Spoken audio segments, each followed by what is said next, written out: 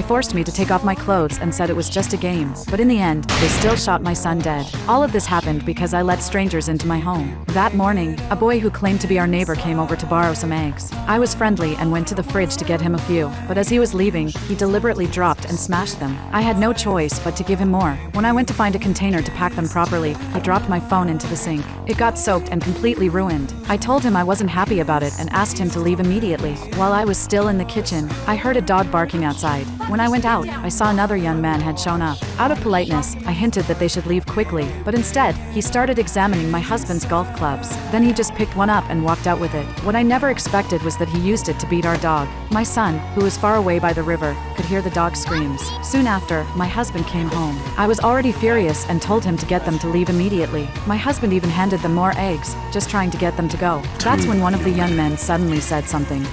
You better be careful, old man, or I'll break your eggs.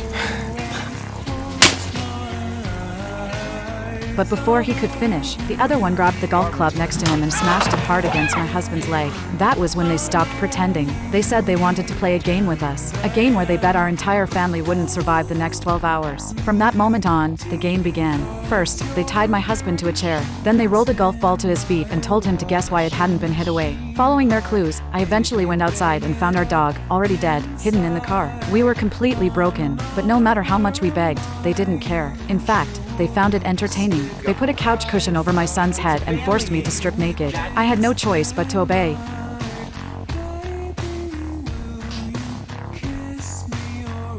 What did I say? No jelly rolls.